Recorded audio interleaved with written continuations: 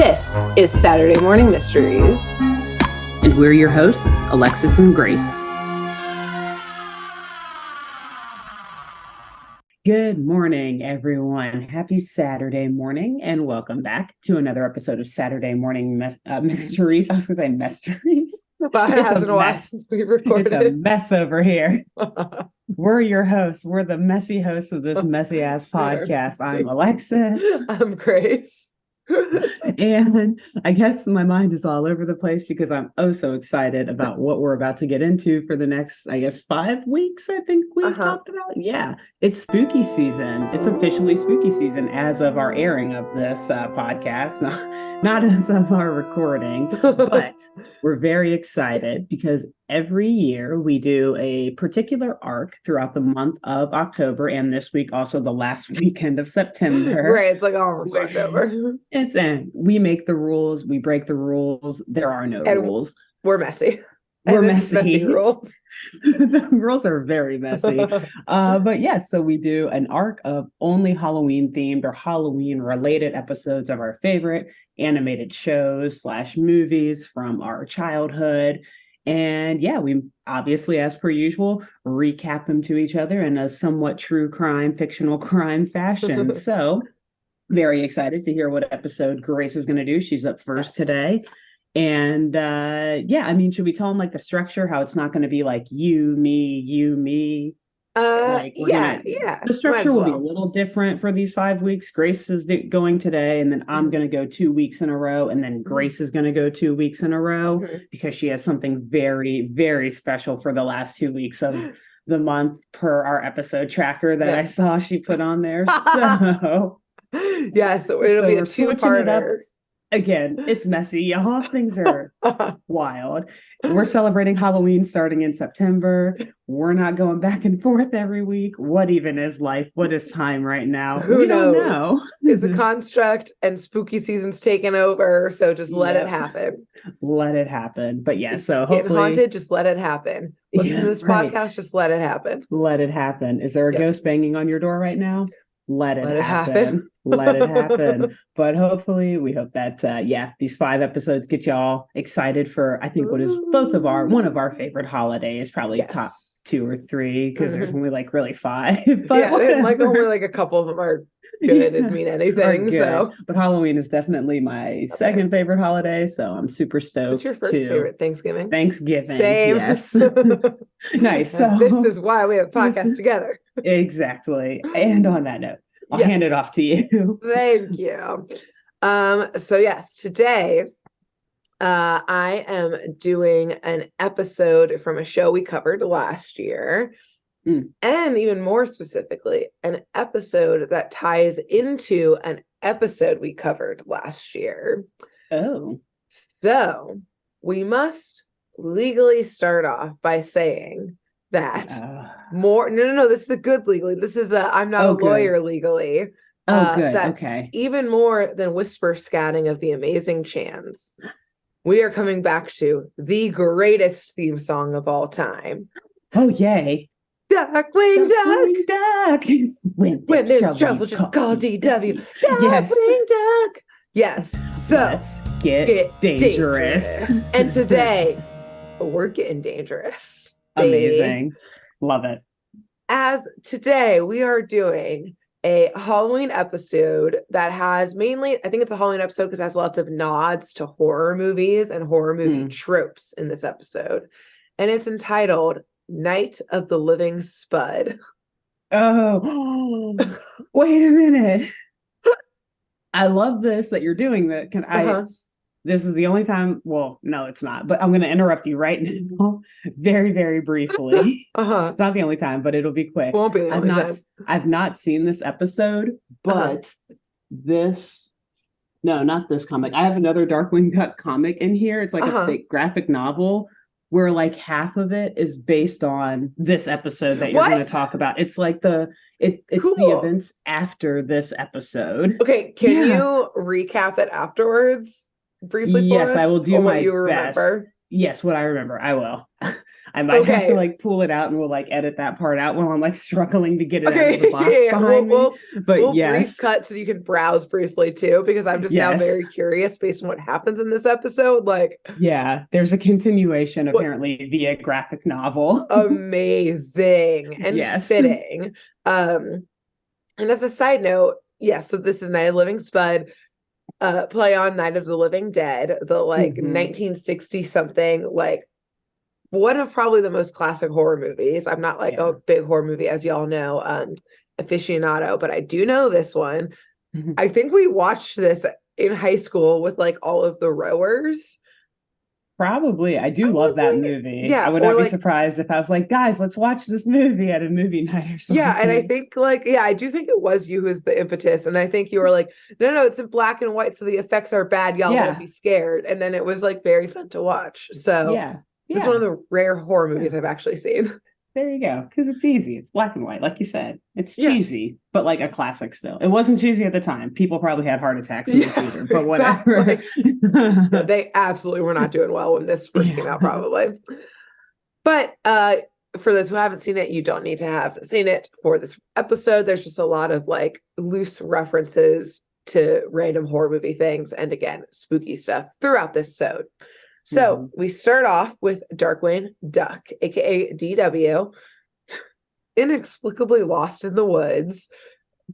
No context as to why he's in there, but he's lost for some reason. And he stumbles out into a Boy Scout camp where there are a couple kids sitting around a campfire telling scary stories, specifically about a hulking beast named Big Webfoot, aka Bigfoot for like duck version. Yeah, the duck version. Because this episode has everything. Ghost stories, cryptids, zombies, vampires, Frankenstein monsters, and most importantly to horror movies, scary hicks who either give you warnings or are the murderers. Oh no. The hills Stay tuned. Buckle up. The jury is still out on which one of them these hicks are. All of them. So understandably, when DW comes out of the woods, the Boy Scouts are at first freaked out until they realize, quote, he's just some jerk in a costume. And then they absolutely start bullying DW because he's in his like Darkwing Duck fit. And so they're just making fun of his like Halloween costume that he thinks he's wearing. They think he's wearing. It is sad for a second, but then also like he's an adult who just stumbled onto Boy Scout camp. Yeah, he deserves to be bullied. Like, these kids are protecting themselves. Exactly. Get out of here, you dork. Yeah, get out of here, nerd.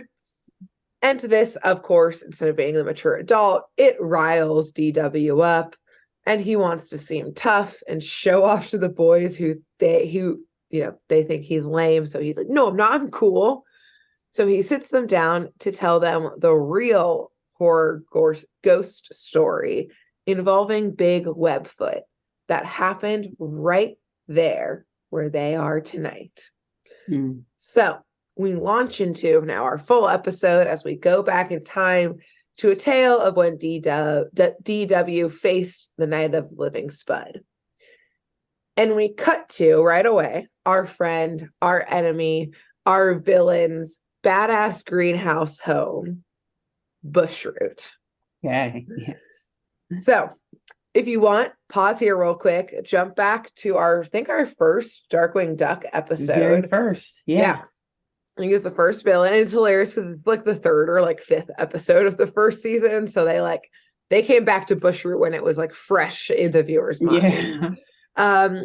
So if you haven't listened to that episode, go listen to it and come back. Or as a quick reminder, Bushroot was a very vengeful nerd, speaking of nerds, who admittedly was like horribly bullied and who went through like some scientific experimentation to impress a lady, accidentally turned himself into like a plant human who's kind of like poison ivy and control the plants around him. And then he like definitely murdered his bullies. He hates DW.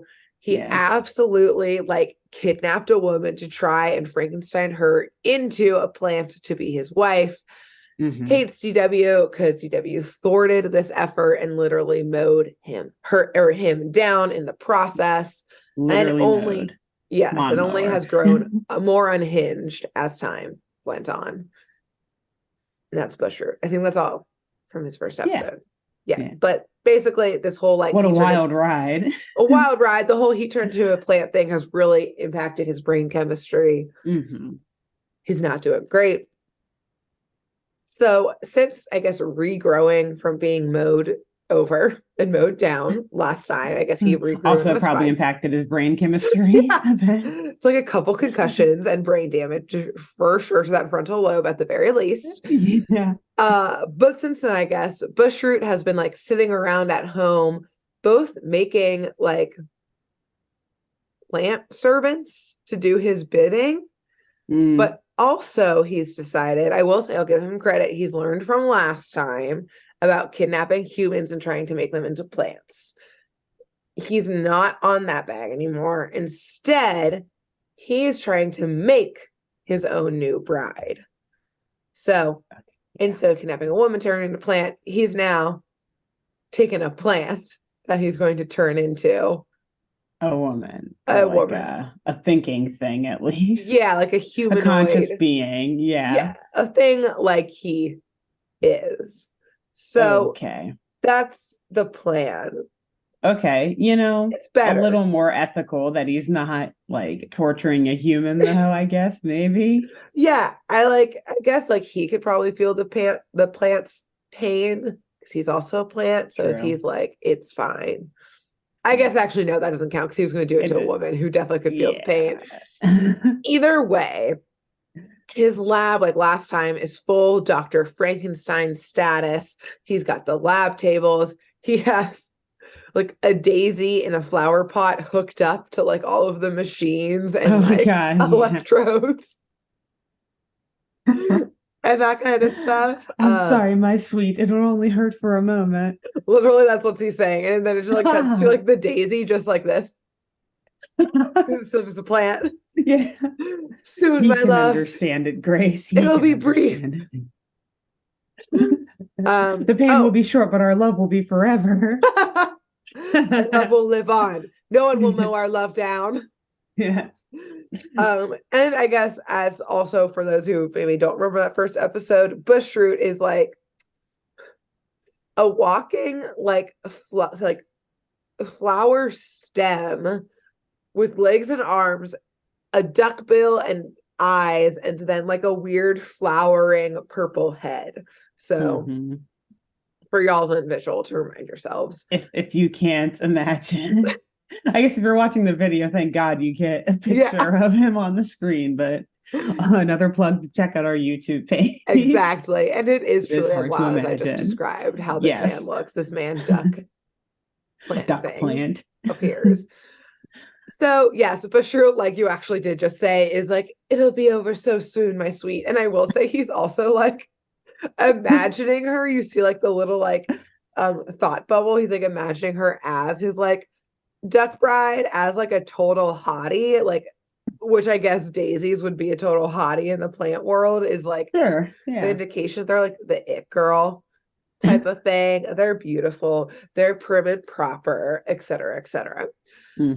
So Bushroot is yelling at one of his plant assistant servants, his Igor perhaps, to get the final chemical to begin the transformation process. And now, folks, a little piece of advice here for when we're all Frankensteining eventually. When we've all lost partner our minds. For ourselves. Exactly. Don't give away your most important task to a servant who you made in a lab that never asked to be born and probably doesn't have a brain. Because the plant servant thing just drops the original chemical when he goes to get it.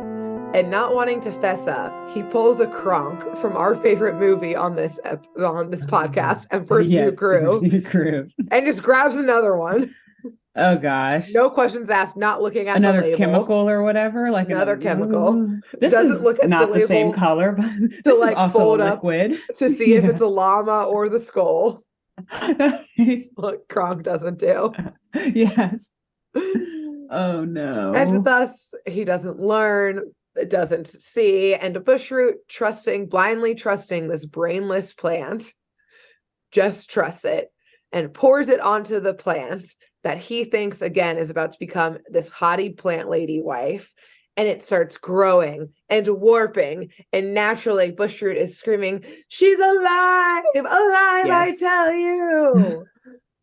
But instead of the plant haughty, like he thinks it's going to be, the plant keeps growing and keeps getting bigger and taller and wider. And the green stem of this daisy starts becoming harder and sprouting in every direction. And still standing in front of him, what I can only describe is if a giant potato went on a bender in Vegas and lost all their money on the strip. What does that even mean? It's funny though, because I know what you mean based on the comic, but like, what the hell? What are these animators doing? I think one of the animators went on a bender in Vegas and lost all their money on the strip, and they were like, I feel like this potato. Just make it a potato. I feel like this potato. Honestly, some days the same. We all be feeling like this potato sometimes. Who amongst us does not feel like a potato once again? Exactly. We out here feeling like potatoes, messy potatoes. So yes, it's like this enormous potato where the roots are her like legs. She's got like dragging long arms like a gorilla or something. Her body, yes, is literally just a giant potato. Her hair is like more roots sticking out. And in just like the middle of this potato body, a la like Mr. Potato Head, is just her eyes and mouth. But like, this girl's looking rough.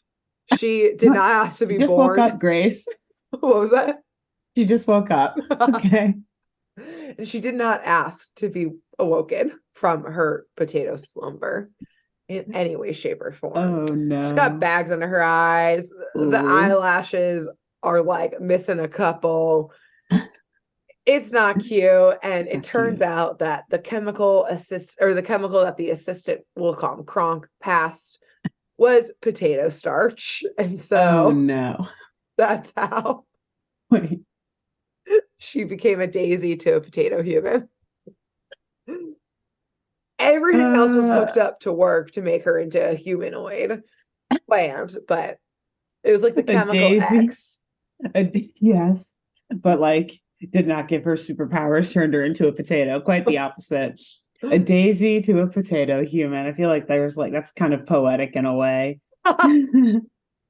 It's like the ugly duckling story, but reverse. Yeah. Wait, this is like kind of random, but also what do these little plant assistants look like? Oh, like his Igor / Kronk, because in my mind I'm imagining literally just like a potted plant, like it does have like a stem body like Bushroot does, but I think this one is like a Venus flytrap like head. Oh, okay. But it's not like full human. Like it doesn't have eyes, which how are you going to send something to get some chemicals that doesn't have eyes? So many mistakes were made on Bushroot's part here. Yeah, he like didn't want them full humanoid just in case they would think for themselves. So just kept them like made them like larger, more mobile plants. Okay. I'm like trying to think if he has a little lab coat on or not. Oh, we'll say he does because it's cute. If he does. Yeah. Then he's like womp womp when he messes up the chemical. Yeah. Say he does. He's pretty precious. And like I guess, he's just a plant who doesn't have eyes. So he got potato starch. He just felt around for another. I don't another vial. I don't blame him for mixing them up. Like you said, he doesn't friggin' have eyes. The only thing he knows is how to catch bugs, flies, and shit. Exactly. So he's like, I don't know what a vial even is. Who knows if he even dropped the correct one to begin with? He couldn't see. He just dropped one and grabbed another one. It was the correct one's still sitting on the shelf for all we know. For all we know. For the next daisy hottie, at least, to have. So after Bushroot's initial shock of the fact that there is now a giant potato in front of him, which is also extra shock because she starts growling at him and grunting, and she has very, very, very, very sharp teeth. Bushroot realizes, you know what? beggars can't be choosers. We can make this work, honey. He immediately proposes. It's what's inside. He gets down on one plant knee and proposes to Posy, which is what he's named this potato. Okay. And she growls in response, and problematically, he assumes this is a yes. Oof. He can communicate with plants. He probably knew it. You know what? Yeah, we're gonna go with that. We'll say there's a lot of bad things going on here, so let's just imagine this one thing goes right. But he can understand them. Yes. But you know what? Again, Bushroot, back in his human form, he had it rough. He was bullied. The ladies didn't talk to him. All he wants is love. He's not kidnapping a human anymore. Yeah. He Frankenstein monstered this plant. And you know what? He's most of all desperate. So he accepts this. He's not just going to throw her off into the world. He's like, you know what? She's here. That's the first step of finding love. Who's there? Who's just physically present in your life? You're right. It's her. Is she living and breathing? Yeah. Okay. And she's here. And she's in this room. What more do I need? All right. So he starts showing her around the greenhouse, being like, yes, this is going to be it. We're totally in love. We're going to get married. We're going to make it work. And hilariously, he like tries to like give her a wedding dress, but he had like, I guess, pre-made it for like, you know, the curvy lady he thought he was gonna get. And so he like tries to put it on her and it just like gets ripped to shreds. Aww. So now she's just like wearing like a shredded like fabric. And understandably, this makes her growl even more and show off her fanged teeth. And hilariously, Bushroot's like, you're a potato. What do you want from me?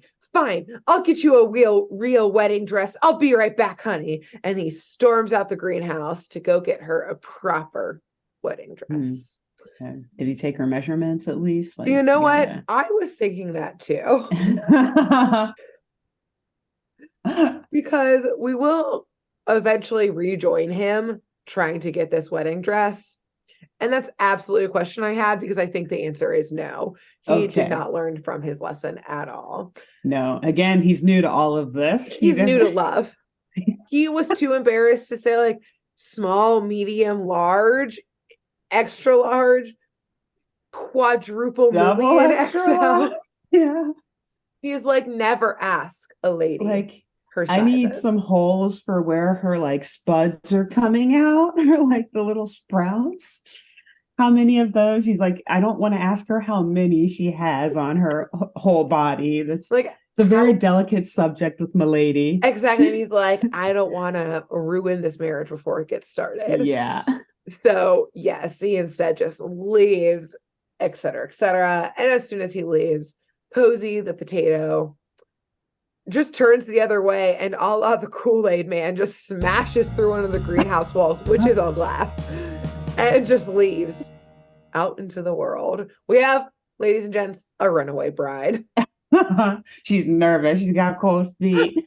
She got cold roots. Like, I'm not ready for this. Oh, man. Meanwhile, we rejoin Darkwing Duck now.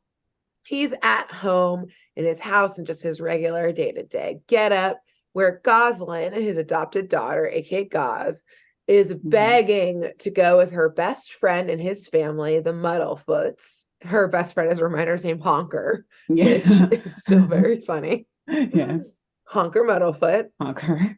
Camping that evening so she can help Honker hunt for Big Webfoot. And DW is like, yeah, I don't care. Go ahead. He's watching TV. Sounds dangerous. Like, sure. Yeah. Go have fun with your friend here. And he's watching TV again. Goslin's like, okay, thanks. Bye. And she goes and joins the Muddlefoots in their RV to go camping that night to go find Big Webfoot. And DW, still at home in the living room, is watching TV when suddenly a news report interrupts, saying that Bushroot is robbing a fabric store. Now, we know why he's probably there. He has a mission. Yes. DW does not and is very confused. So DW and his superhero partner and absolutely definitely life partner, Launchpad, aka LP, run to the store. They probably know where the fabric store is from getting their own custom suits from their wedding. Exactly. I would imagine. So they get there, and Bushroot has tied up the store clerk and is holding up a bunch of different fabrics, asking for fashion advice of like, well, does this fabric go with this fabric? What about this one? I need answers. And like, again, he's new to love. He doesn't know. He doesn't want to let his girl down. He doesn't want to let his girl down. He doesn't know probably the measurements, so he's just going to take all of the fabrics and figure it out at home. The clerk is absolutely like crying and shaking on the ground and is terrified, as he only wants to know what goes well together for his girl, for his boo. Yeah, his boo. But DW and LP, surprisingly of all people, don't understand love right now.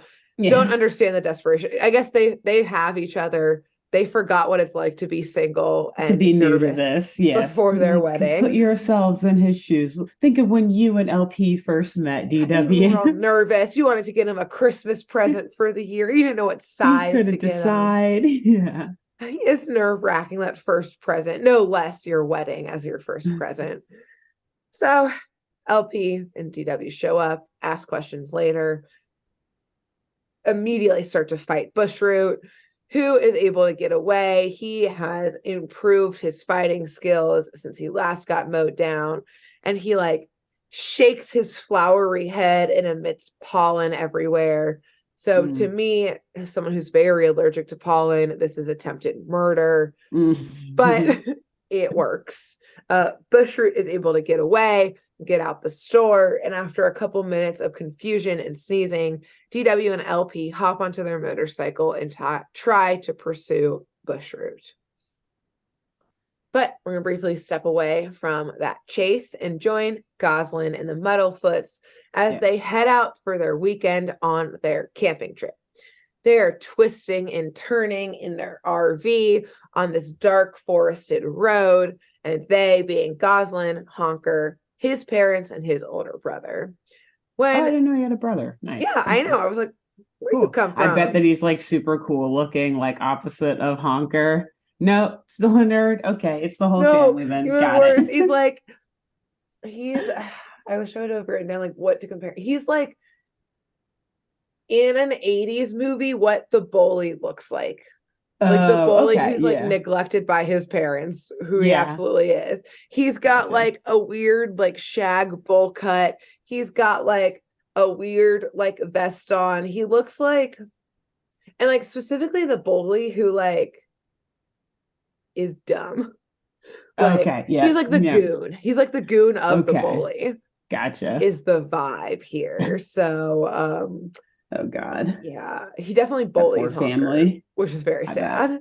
Yeah, and is also like Honker for sure neglected by his parents, as we will see in this episode. Okay, another horror movie trope: the neglectful parents, bad parents. So, yes, they're twisting and turning through this dark forest, and the RV starts making some like iffy noises, and of course, breaks down. In the middle of the woods, in the dark, a la probably like the start of like 62% of horror movies. But the Muddlefoots, 62. Sorry, it's just such. But you're probably right. You know what? I didn't look it up. Yeah, Grace actually ran the numbers on that. That's when she got such a specific number. I did an entire poll of horror movie directors. I watched many of them, just the stars though. I don't want to watch more than that. Yeah. Because again, I'm scared of them, et cetera, et cetera. I did on the street interviews. I have a paper coming out actually in Science Grace like chasing people down. Excuse me. A horror movie of itself being chased down by someone with a microphone. Slams the door. Right. Yeah. But the Muddlefoots don't give a fuck. They're not bothered by this. They're just like, well, I guess we're camping here now. And they're able to kind of like push the RV slightly off the main road at the very least into a clearing of the woods. And for the parents here, camping means pulling a couch out from the RV and having a movie night because they also have a TV that they have. Okay. So they're just having roughing it in the woods, I guess. But for Goslin and Honker, it means getting a net and setting off into the woods to find Big Webfoot. They're going to hunt this creature down. Yeah, the parents don't care. They're like, yeah, we don't know where we are in the TV's woods. on. Go I'm ahead. watching my stories. Quiet. Judge Judy's on. Go ahead. What is it? General Hospital is on. Oh, that George Days Clooney. of Our Lives. Days of Our Lives. Which are about to end. Oh, really? No. I mean, their lives are. Oh, I thought you like the shows that have been on for like 50 years. I was like, what? First of all, they're still on, and also, breaking news. Why would they ever end? Yeah. Anyways, that would have been a horror in and of itself. That would have been. We would have had to pause their for stories. A moment of silence. Yeah. Pour one out for them. So, yes, they head off into these dark, strange woods. Again, they don't know where they are. The RV just broke down. They could be fucking anywhere. Yeah. To go find Big Webfoot. And for Honker's older brother, this means trying to spook and scare Goslin and Honker as they hunt down Big Webfoot.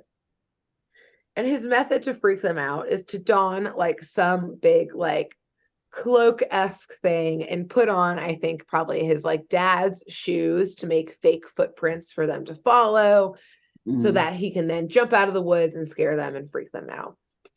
So he's creeping around, laughing to himself. Again, he's the dumb bully goon. He's really dumb. So I did not know Big Webfoot wore shoes, but okay. Yeah, exactly. Like, all right. Again, he's the goon squad of the bullies here. He's the muscle, perhaps, not the brains of this operation. Got it. There we go. So he's creeping around, making these fake footprints, which again, are just shoes. Until he hears some rustling in the bushes. And he starts to creep up closer, assuming this is Goslin and Honker, to like jump and scare them. Which, why would they be hanging out in the bushes? Unclear. Maybe they're creeping around too. Yeah. When, all of a sudden, our dear potato bride, Posey, leaps out from the bushes. Again, she's huge. She's like the size of this RV, and uses her root arm things to sprout out and grab him and then bring him into the bushes while he screams. And then we cut away. Okay, well. And now the horrors begin. Yes. It was nice knowing you, Brother Muddlefoot. I didn't even catch his name. Whatever. Bye. Yeah, I literally didn't even bother to write it down. He's too dumb. No one cares. Yeah, he's a goner. So we cut back to the Muddlefoot parents sitting on their couch watching TV. And I will say we do see the brother reappear.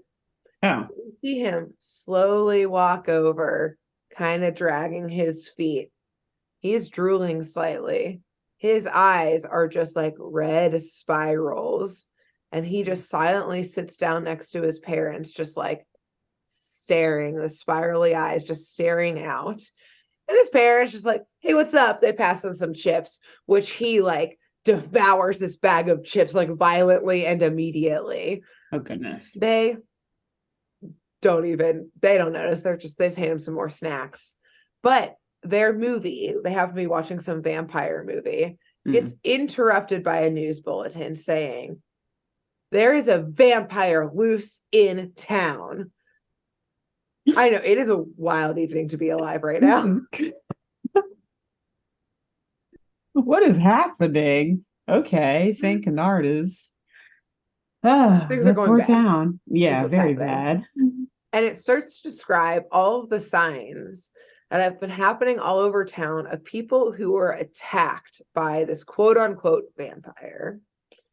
First, the victim's eyes will be red and spiraling.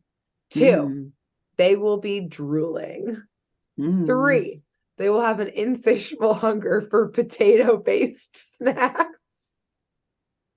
Okay. And finally, roots will start growing out of their head. Oh, God. And as we hear this news story happening, we are watching the brother hitting all of these marks. Again, as he's tearing apart another bag of chips, potato chips, perhaps. And roots start sprouting from his skull, growing rapidly. And his parents finally notice, not because they're paying attention to his son, but because Posey, the apparently vampire potato, leaps out of the darkness and starts running at the Metalfoot parents. Oh my God. Oh my God. Oh So my I think the term vampire here is just like very loosely used. It is loose. To be like, yeah, it's a Halloween episode. She's a vampire now. So yeah, she's got sharp teeth. Yeah. Exactly. They gave her sharp teeth. She's biting people, I guess, and turning them into like zombies, because later they do say people turn into zombies. So like it's a confusing web. Vampires are undead. It's like a but like you said, they're throwing all the Halloween buzzwords in here. Exactly. It's really, and you know what? Really what they're doing. This clickbait worked on me. I clicked it and watched it. It popped up in the algorithm for me. And I said, it works. Yes, please.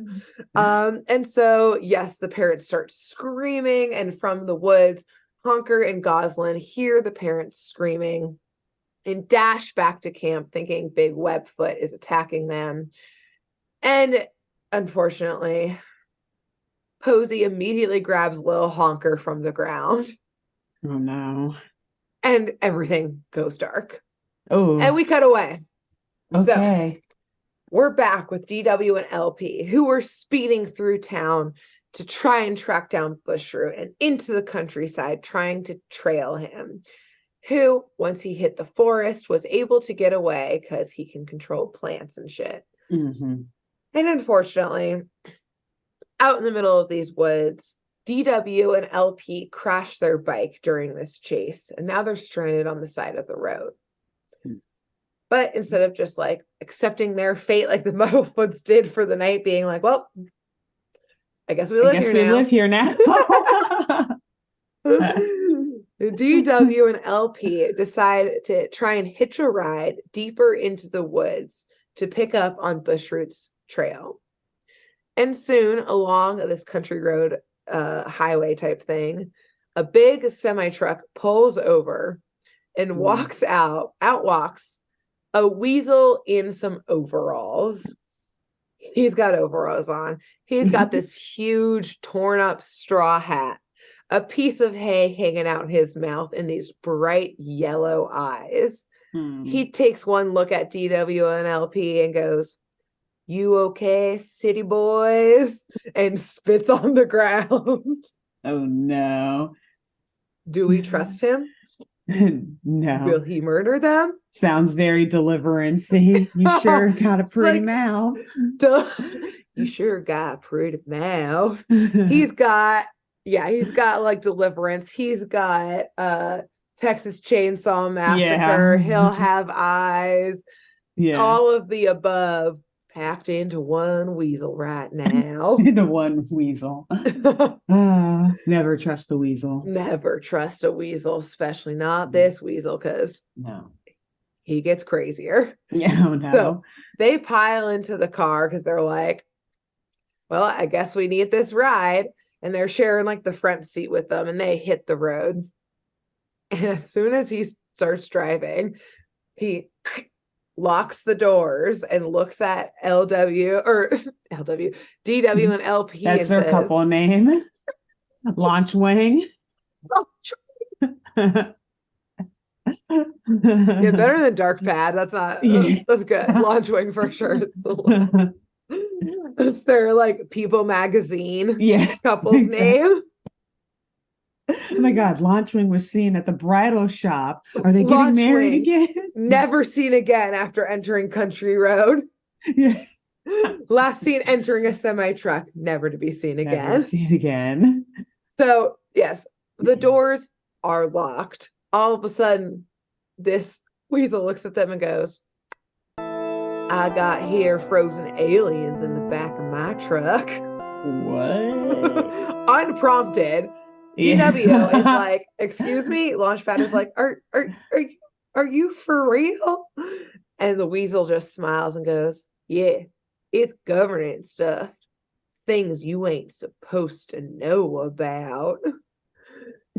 Before he can go any further, DW just nervously laughs and says, I think we've reached our destination. You can just let us out. Sir, can we get out, please? We're good. We can get out right here. We meant to go to this tree in the woods in the dark still. Thank you so much. That's the one. That's the one that we need. That's our treat. We've been looking for it and we're here now. Why do you just drive past the tree?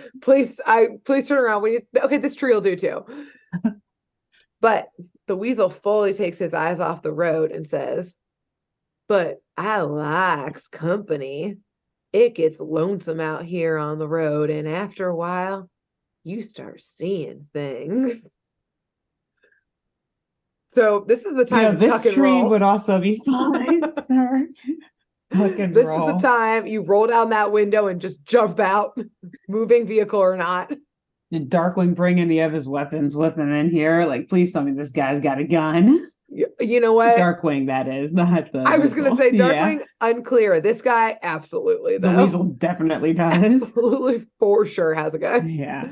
Is he calling the dead bodies in the back the aliens that the government doesn't want you to know about? Because DW and LP about to be added to that pile. Yeah. But LP and DW are now frozen in fear at, probably their first, real dangerous criminal here. Everyone else is just unhinged and wild, but this guy's scary. But again, to say this to them, the weasel had turned entirely to them. And so as he now glances on the road, he suddenly swerves in the middle of the road as he screams, "Do y'all see that? That was just a big tater in the road." At this point, DW is like, okay, this guy is just absolutely lost his mind and is unhinged. Yeah. There's no aliens in the back. This guy just needs some intervention with some medical professionals, perhaps. Yeah. Because he was like, a potato? Sure, weasel, whatever you say. But the weasel goes on and says, yeah, it was a russet potato. Now, red taters you can reason with, but russets, wow, they are just plain mean. And DW is rolling his eyes, but LP is properly freaked out at this point and says, well, what are we supposed to do if we run into one? And the weasel goes into this whole diatribe saying, well, you got first say tater backwards while shaking the pollen off of a Lycium Nicantropus plant, and that's how you defeat a russet tater. And at this point, DW is like, okay, we're shutting this down. We are getting out here right now. Launchpad, tuck and roll. Let's go. Launchpad, we're launching. Let's go, baby. But I guess at this was enough. The weasel is finally like, okay, just here's a diner that I know. This is probably why he stopped there. He pulls over to this little diner and says, I mean, to your funeral getting out, though, there's a vampire on the loose. And then they immediately get out. They're like, we don't care about this guy's warnings anymore. And he speeds ominously away into the full moon as they step foot onto the diner. Okay. And they dust themselves off from that weird-ass encounter. They're just going to forget it happened. They're like, we're just happy to be alive. Yeah, and they're like, not assaulted in any way. We're never going to talk about this again, okay? No. Okay. Yeah. Done. And they stroll into the diner to, see if anyone has seen a bushroot around. And as they walk in, there's a group of 3, specifically dogs, that I had to know because they're just dog people, at the counter, also all in overalls, having a drink, shaking their heads, saying, now, if I saw this vampire on the loose, this is how you know what?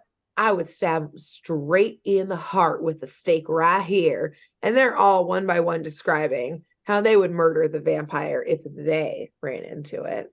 Okay. Now, keep in mind here that DW is dressed fully in this very flamboyant, dramatic costume that his day-to-day superhero costume is. Yeah. So as he clears his throat and walks in and says, "Excuse me," the three dogs turn around to see what they immediately assume is the vampire. Yeah. It's like a long cape and cloak. Yeah. Big hat, dark outfit, flowing cloak. Because DW's also entering with his flair of like, I am the something, something that's something in the night. I am Darkwing Duck. Not the time for a grand entrance, DW. No. Because before he has time to further go on at all, these three dogs have fully tackled him. Two of them are holding him down, while the third is standing over him with a stake and a sledgehammer, lining it up with DW's heart. My God. Now, LP is useless here. I was going to ask, where's LP? Is he also being held down? No. He just got done pie. with one trauma of this weasel, and now he's about to watch his love be murdered. He is frozen in fear right now. It is just too much for his faint little heart to handle. And it's only by pure chance and luck that Goslin, who had run away when Honker got taken by the Posey, the potato vampire thing, and she ran away to try and run home and find DW and had to run by this diner that she sees, obviously, her dad about to get murdered. And so she runs into the diner screaming and telling them to stop. And they do pause because there's a child screaming. They do look up to see what happened, what she needs. Well, what's going on? Yeah. And she's screaming that this is not the vampire. They don't believe her. And so, stake still above the heart, they negotiate a series of tests to see whether or not he's a vampire. But none of these are vampire tests. One of them, they all just progressively get more aggressive and totally random and keep proving that DW is a vampire. So for example, one of them is well, I heard vampires don't bounce. And so they push him off of a tree and he just splats onto the ground and doesn't bounce. So he's a vampire. He didn't bounce. He's gotta be a vampire. And Goslin is this is going bad. This is going bad. These people are so stupid. These dogs are so stupid. These dogs are so stupid. Oh God, they're all proving that Dad is a vampire. Okay, what can I come up with? But keep in mind here, folks, Goslin is also a child. So I think she's panicking. We're reflecting on my last Darkwing Duck Halloween episode, thinking of our dear friend and her dear friend, Beelzebub, because she says, vampires don't burn. And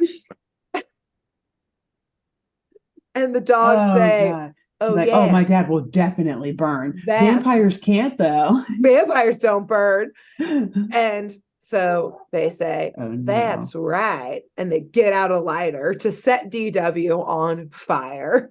Oh, my God.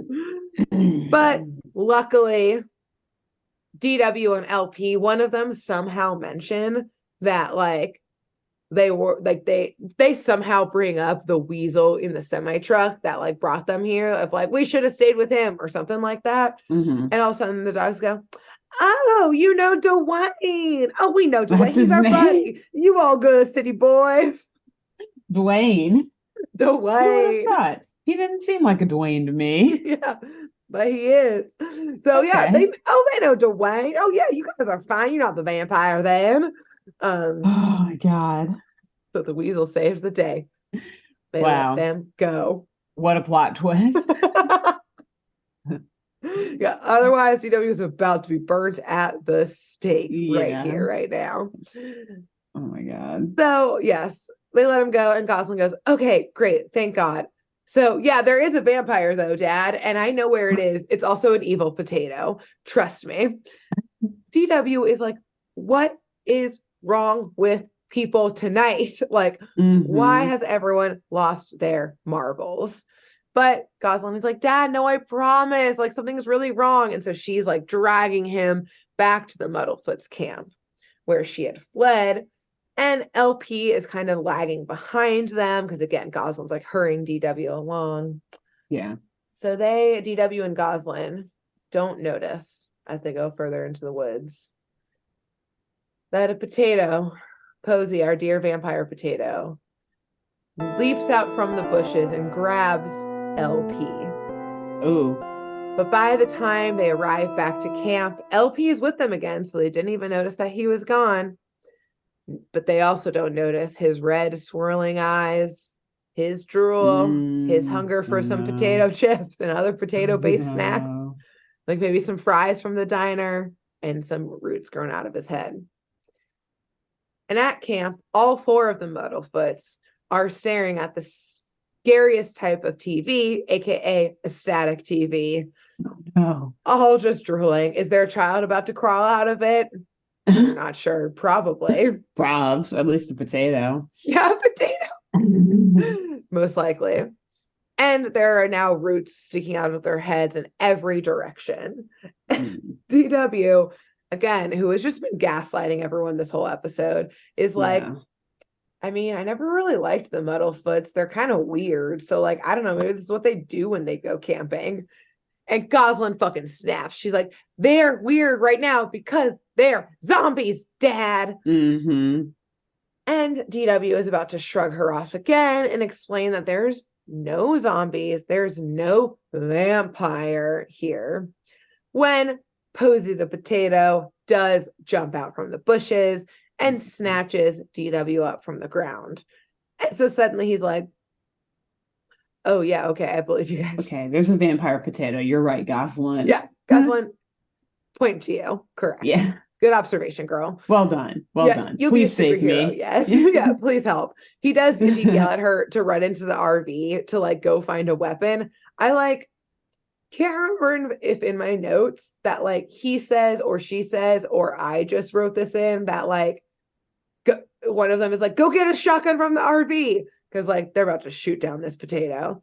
My money is that Goslin said that. Let me go get a shotgun from the RV. This little, what is she, like 10 or something? Yeah, exactly. I mean, like the first thing she does bring out, there's no shotgun. The Muddlefoots don't play like that. But the first thing she does bring out, hilariously, is a potato peeler to be like, I'm gonna fuck this potato up. That's a threat. Okay. It's a threat. Right. So you're right. She's thinking. And of course, the Muddlefoots have a potato peeler on there.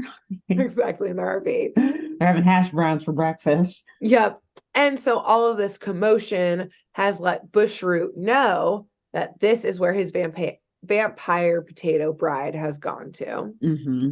And so he runs onto the scene, but he happens to approach the camp from kind of like behind the scene.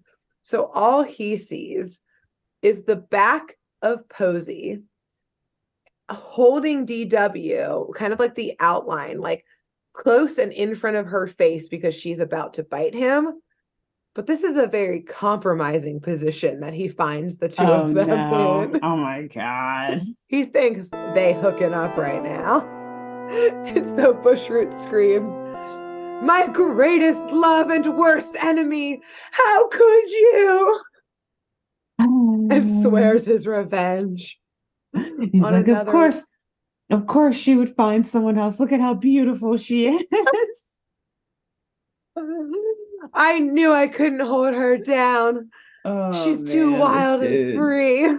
Yes, dude. But she is wild and she has been freed. But why of all people, my greatest enemy, Darkwing Duck. He like sings it. I did notice as I said it, I just couldn't help but sing it. I didn't mean to. Yeah. But I was too late. After the dark came out, it was too late to stop. Kept going. You had to keep it going.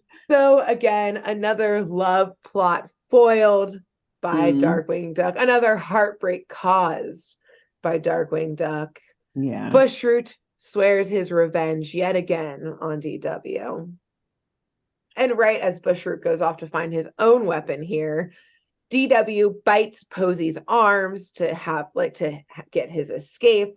But a chase obviously ensues in which DW is like running up trees and like digging holes to hide into the ground. But Posey, part of her villain vampire power things, monster powers, is that she can grow more root arms immediately out of every side of her, and they can grow exponentially. So she's turning into basically like the the Kraken, essentially. A potato Kraken. Yeah. Just like whipping her arms around in every direction. Like DW goes up a tree, she smacks him out of it.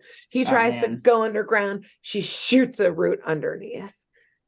Meanwhile, Bushroot somehow has acquired a lawnmower, which maybe was his getaway car. I don't know. From the fabric store. Let's just say that's how he got it. Okay.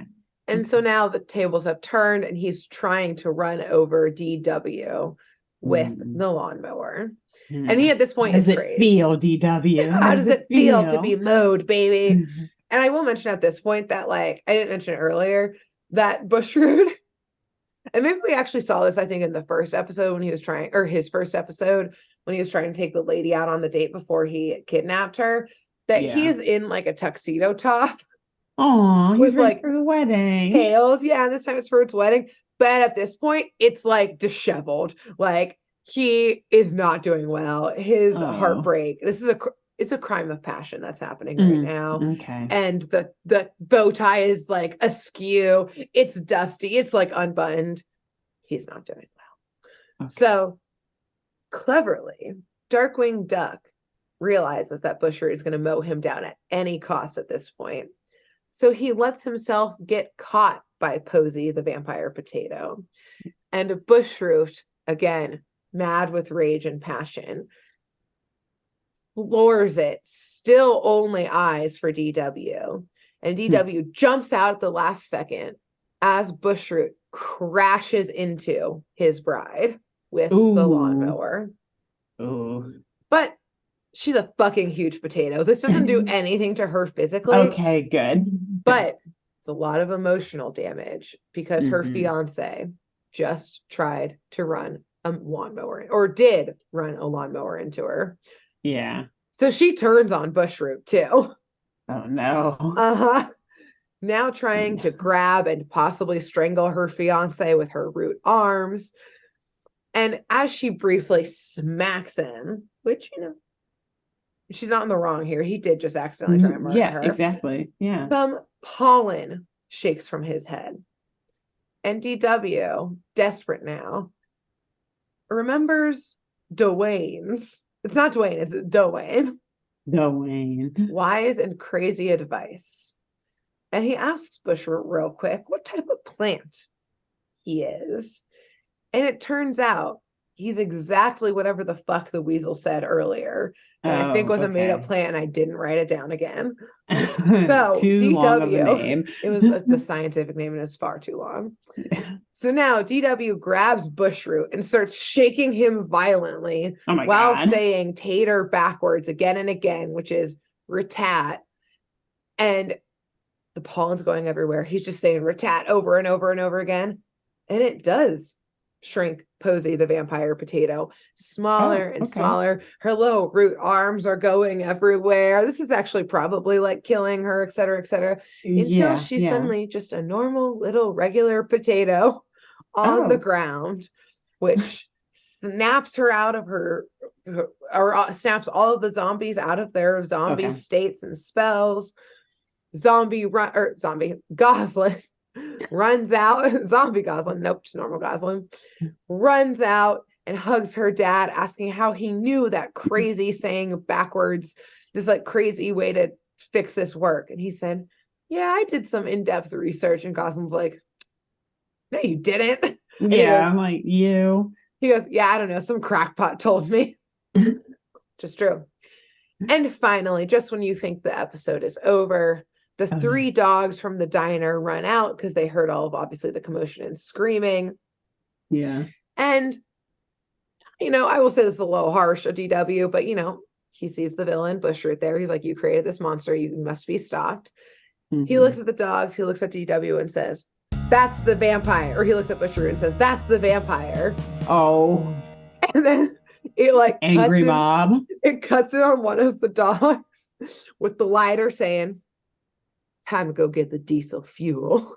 Oh shit. And then it cuts to them with diesel fuel and like torches chasing Bushroot off into the moonlight, I guess to murder him. Angry mob, like you said. Yeah. So I guess that's how that part ends. But that's how Bushroot ends. That's how Bushroot, at least for now, maybe ends. We'll see in your comic book recap. Yes. Yeah. But at last, we cut to where we started this episode, which was back at the campground with the Boy Scouts, where we started our episode. And Bushroot DW finishes his story saying, "You can sometimes still hear Posey the Vampire Potato at night, hunting for more victims." And the Boy Scouts are like, "Okay, boomer." But then they do hear a howl in the distance, and everybody, including DW, scatters, and they're terrified, and that's the end. Nice. So, wow, great job. Oh my gosh. Is wild. There were almost like too many references in that. Like you said, like we got vampires, we got crazy, scary hicks, we've got zombies. We got ghost stories. We got big ghosts. Yeah. Big webfoot. Yeah. We've got angry mobs. Burning a witch, I guess. At the stake. Yep. With a stake. Yeah. Wow. Exactly. And also it's funny because like, I mean, yeah, Darkwing can burn. He's got feathers and stuff, but he can, stop, drop, roll, whatever. Yeah, so if they had lit him on fire. Bushroot, though, like he's a plant. He's going to fucking place. He's going to be exactly. All that pollen, it's gonna just like be more fuel. And again, they got diesel fuel, so like, yeah, that shit. They're out for plant blood. Exactly. I guess vampire blood, which I don't know. It's confusing. Yes, they're out for murder, basically. Yeah. Yeah. So it's a wild ride. Yes, I agree. It was so many references, but I was like, we got to do it. Night of the Living Spud here. Posey, our dear sweet bride, our one runaway bride. I'm glad you did. So now I'm fascinated. Do you remember the follow-up in the comic episode? Some of it. I'm gonna go off memory so I don't take time like getting that off my shelf and filing through like, where is that one? So okay. And yeah, I'm really glad you did this episode because I told myself after reading this comic, like, man, I gotta go back and watch that episode because but I never did because I'm me and short-term memory loss, whatever. So, but except I'm going to use my memory now to try to remember what happened. So it's very funny because that story in the comic begins actually with, and I didn't know his name at the time, but I guess Dwayne the Weasel, like sitting on his rocking chair. It starts with him on his porch, chewing on his piece of hay, saying like, and I'm paraphrasing here, like, want to hear a scary story about some like zombie tater or some shit like that. And then he launches into this story, and what happens is like everyone in St. Canard just starts turning into these zombies exactly how you described it. The red swirling eyes, like skin kind of goes pale and they're just like shuffling along. But it's because there are these like potatoes actually attached to the back of their heads. And like their roots are like instead of them growing roots out of their heads, the ducks, the zombies, the potatoes like attach to the back of their heads and connect their roots to them. And that like turns them into zombies. And it's because apparently there's like this evil scientist. He might be in the show too, but we've never done any episodes with him. He like has, I guess for better whatever terms, it's like a GMO food factory or whatever. And he's like trying to do all these experiments with food, and he comes across either the exact same potato that was Posey or the same like chemicals that Bushroot used to exactly, and whatever else, the Frankenstein machine to create Posey. And so he uses that to recreate her and tries to use her to like grow and like modify all this other food or something on the outskirts of St. Canard, but it ends up poisoning like the entire like agricultural area around her. And all of these potatoes come to life and are like crawling into St. Canard, turning people into zombies.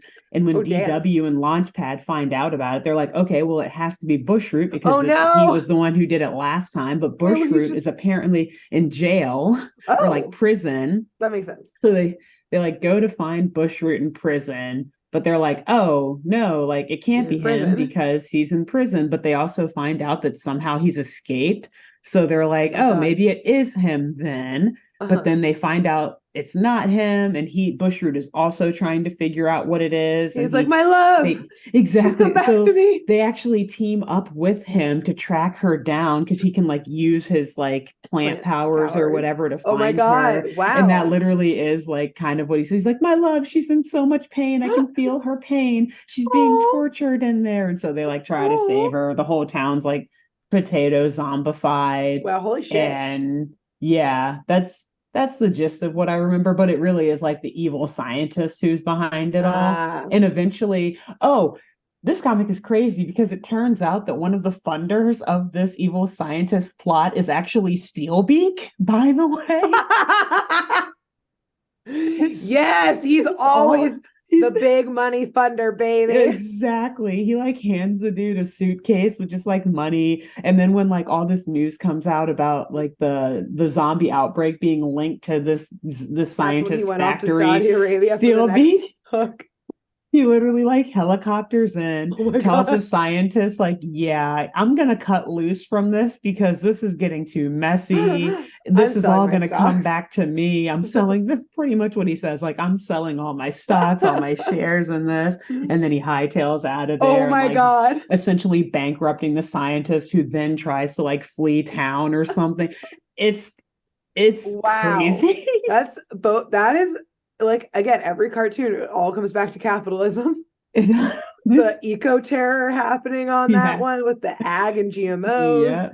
Yeah.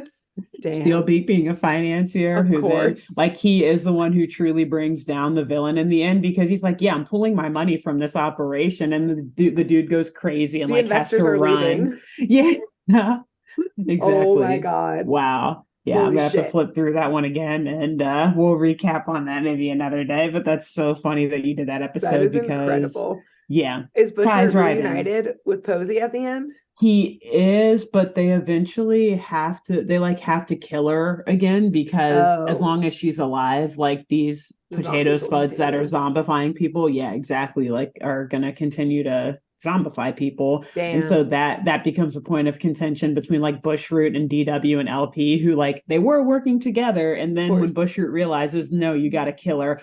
Oh, and that's actually, man, it's all so coming back to me now. That's like part of it.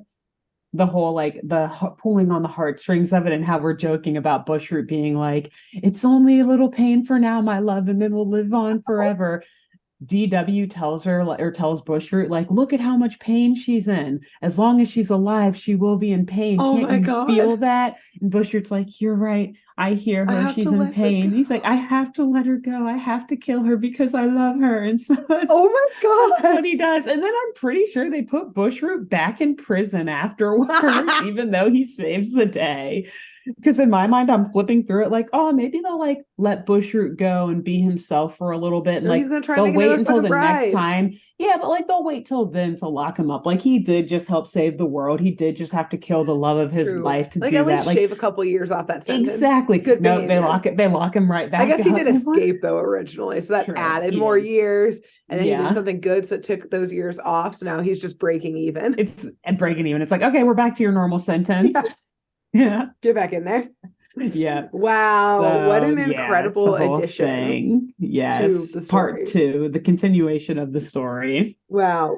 Incredible. So, anyways, there's that. Wow. Great. Well, but great job. Thank you. Good way to get us kicked off with some of the greatest horror movie name drops going on in there. Exactly. Starting the month off right. Yeah. I really wish that Dwayne appeared in more stuff, but that's okay. We're gonna have to. It'll do for now. We'll act like he does. He'll be the unofficial official narrator. Exactly. Our DW episodes. In my heart, he is. He is. Yes. So yes, this is now our kickoff of our Halloween arc, and between now and next week, where Alexis will be doing her first Halloween episode, who should our listeners and viewers tell about this show? Tell a potato farmer. Nice. Yeah. Mm-hmm. Good. Maybe someone in Idaho, something like that. Although I think they grow more places than that, but Idaho is the prime area for them in the States. So true. Who should they tell? After that, I think you should tell a waiter or waitress at a diner. Okay. Preferably a countryside diner. So like, get out, go see your local nature and stuff, and stop by a little local diner on the way back and tell them. Nice. Yeah. Wonderful. Don't hop into any semi trucks on the way there, though. No hitchhiking. Nope. Make sure you're full of gas and your car is in good health when you're going out there. Indeed. Yes. Great. Wonderful. Well, until we'll next see you week. next week. Bye. Bye.